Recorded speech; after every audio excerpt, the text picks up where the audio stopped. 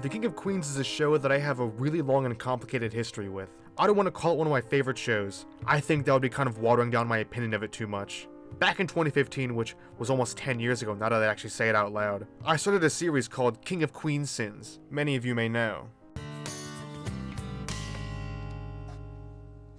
What the? Help me. Straight man acting gay cliche.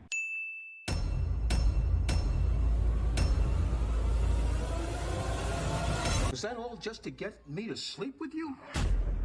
Which also didn't give a good idea of what I actually think of the show either. Overall, I still really enjoy the King of Queens, but there are things that I think are fantastic, and other things I think that make the show overall worse. My plan with this series is to put all of that under a microscope, episode by episode, just analyze everything I can. There's always something to discuss about this show, and that's why I love it. So what better name for this series than King of Queens-ology? The literal study of the King of Queens. Look it up. I'm not lying. This will be a lot more of a personal look, so if you're here for a scathing review of the series, then... The same goes for anyone expecting me to sing the constant praises of the show. It's not gonna happen either. I'm here to give my honest opinions, and point out some things you maybe haven't noticed. Or maybe you have noticed because you're a bigger fan of the King of Queens than I am, but I highly doubt it. Anyway, here's the first episode, the pilot. Ah, the season 1 intro. I don't know how many people prefer this one actually. It's interesting how there's absolutely fucking nothing cool about this intro. Not the visuals, not the song, just nothing. Later on, the show gets a better intro. I mean, you saw it in the intro to this video, but I'm getting ahead of myself. Alright, I think it's time we stop beating around the bush and get to the actual topic at hand. The episode itself. Oh yeah? Well, for your information, these are official company issues. Doug. No, you shut up. Doug. What? He's making fun of my shorts again. He's 5. Be the bigger man.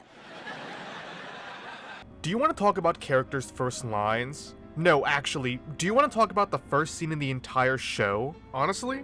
This is just the best way they could have introduced the main character to the show. If you stop the show at this very scene, your impression of Doug Heffernan, yes, that is his name, would be that he's a petty, whiny man who complains when anything doesn't go his way.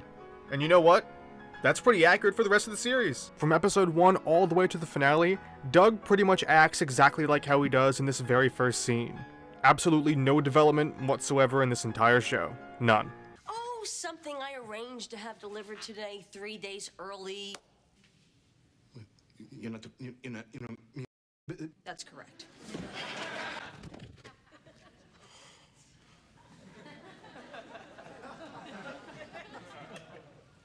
I love you.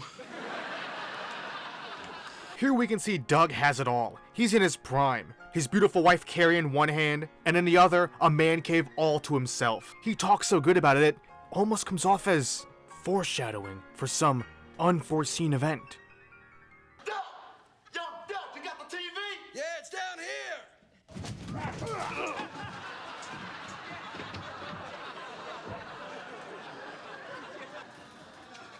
Your friends are here. I can't feel my legs. Damn, that's a nice TV. No, there's no way. And plus, this is the perfect opportunity for me to introduce you to Doug's friends. In this pilot, we're immediately introduced to Doug's sidekicks. Richie, Deacon, and...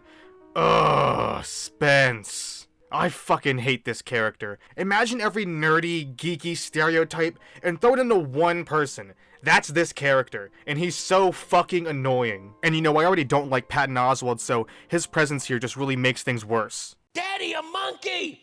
Monkey! Moving on from Spencer, we have Richie. Fun fact about him, around the 2nd or 3rd season, he was completely written off of the show. Like, completely. He was just out of nowhere gone.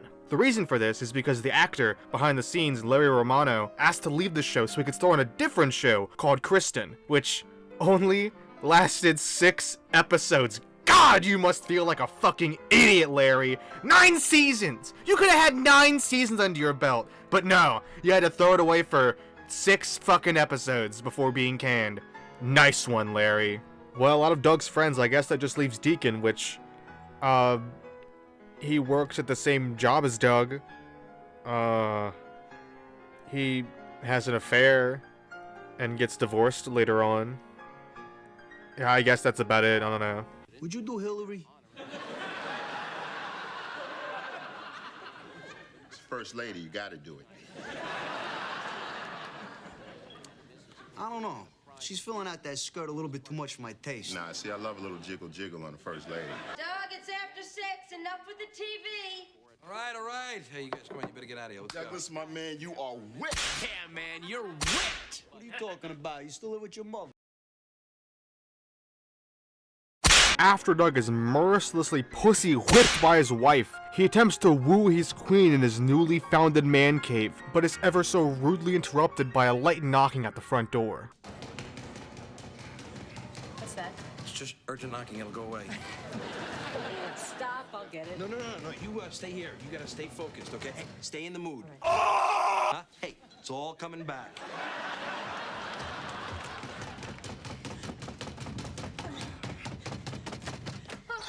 Sarah. Yeah, let me guess. Some huge crisis. You need to talk to your sister right away. Yeah, no, sorry. Tessie died! Tessie died? Oh, man. Yeah, I got home from acting class and Dad told me she'd had a heart attack. What a shock, huh? Yeah, I know, isn't it? So how's your dad doing? Here, we're finally introduced to the best character in this entire show, Carrie's dad, Arthur Spooner, who you may recognize as George's father, the iconic Frank Costanza from Seinfeld. Serenity now! He's great in that, and he's great in this. Any scene he's in, he steals the show, though unfortunately in this pilot episode, it appears his wife, Tessie, has passed away. And because Arthur's, well, he's an old guy, Doug, Carrie, and whoever this is, I forget, think it's best to move him into a nursing home, but he ain't having any of it. You ready to put him down like a lame horse, is that it? Well, let me tell you something. As long as I've got the strength to draw a breath, as long as I've got 1 ounce of dignity in my bones, I'm gonna live by myself, take care of myself, right here in the house that I built with my own 2 hands.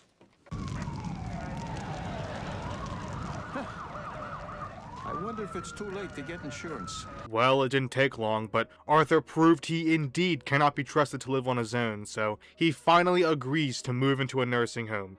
But what caused the fire, you may ask? Well, Dad decided to cook his dinner on a 42-year-old hot plate, and he burned his house down. He what? But there's a whole big kitchen in there. What the hell's he cooking on a hot plate for? Apparently, it was his lucky hot plate. It is lucky. It's the only thing that survived the fire.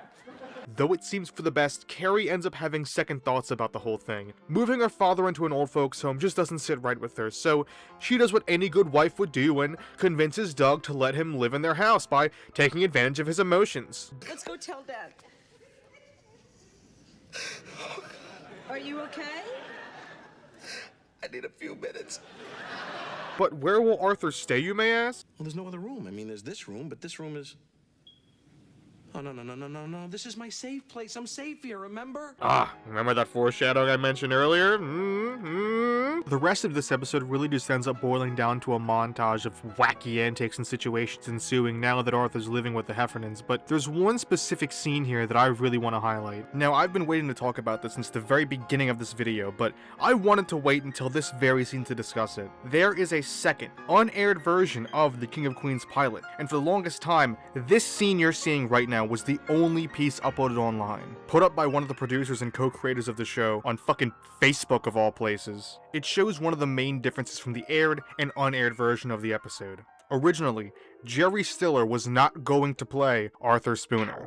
I know, shocker, right? Okay, I'm like half lying here. Jerry Stiller was always planned to play Arthur Spooner. However, when he was offered the role early on, he declined. So at the last minute, they went with their second option, that being Jack Carter, who I guarantee like 99.9% of you don't even fucking know who he is. And that 0.1% of you who actually recognize him probably only do because he was Gibby's grandpa on fucking iCarly. Oh, you got a nice head of hair, young lady.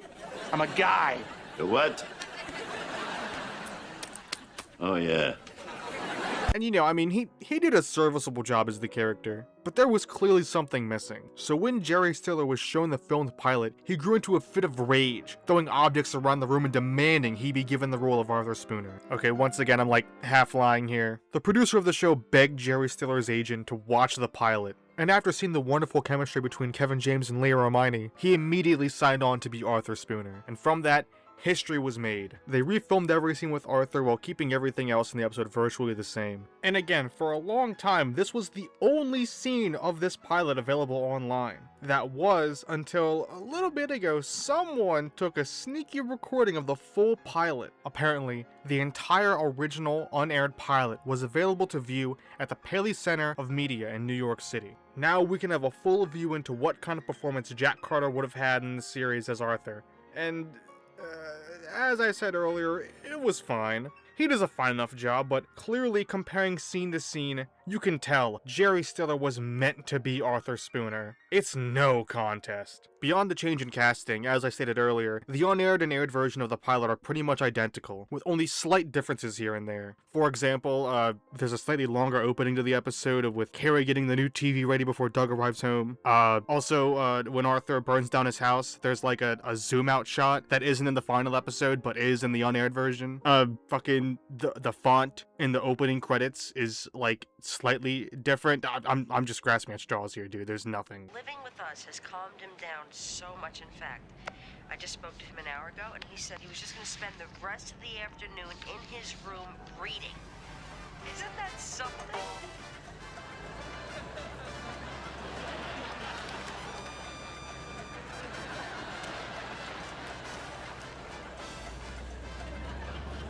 What are you so upset about? I was just going to the movies. You see, that part's fine, just fine. The part I'm having a problem with, Dad, is the hookers. The episode pretty much wraps up here, with Arthur being chewed out for all the shit he's been pulling ever since he's moved into Doug and Carrie's place. But come on, man, you gotta give the guy a break. He didn't have to embarrass me in front of my host. Okay. Nevertheless, Doug puts his foot down, and says that if Arthur is gonna stay in their house, he has to play by their rules. Spoiler alert for the rest of the series, he doesn't. The pilot ends with Arthur using the hot plate that caused the fire at his house earlier in the episode, but neither Doug or Carrie seem to care all too much. Did you, confiscate your dad's hot plate? I should have, shouldn't I? Let's just keep going until we smell smoke.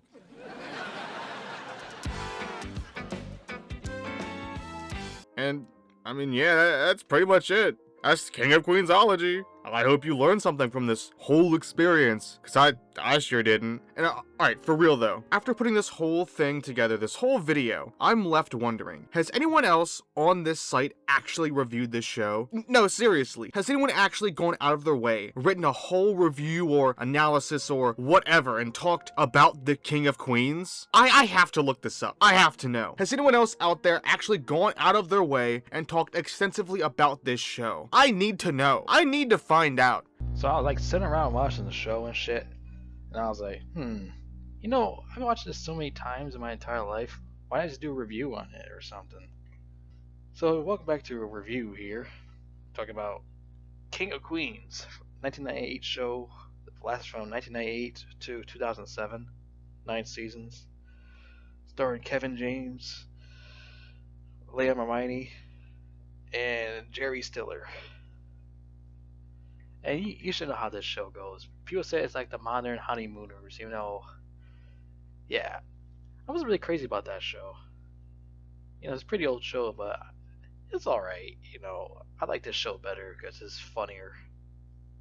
So, Doug Hefferman, or Douglas Hefferman, but Arthur always call him Douglas instead of Doug. He is an IPS man. Or in real life, he will be a UPS man who delivers packages to people's houses. That's what his main job is. Shout out to the very first Grand Master Patron, Scala LD, the master of... Well, I can't say that on here.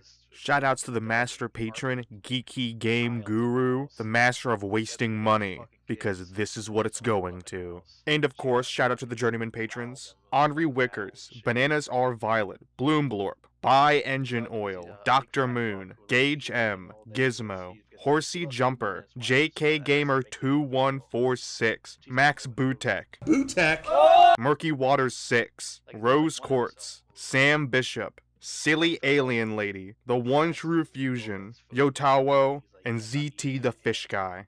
Carrie got hurt by it because he eaten some other person's food or something. Which I find that pretty fucking hilarious. You think about it. Your own wife getting mad if you eat someone else's own food. If there be like that in real life, if people get fucking wives get fucking mad to eat someone else's fucking food, some other chick's food that's more delicious than her food itself. That shit actually pretty fucking funny. The royal penis is clean, Your Highness. Thank you. King shit.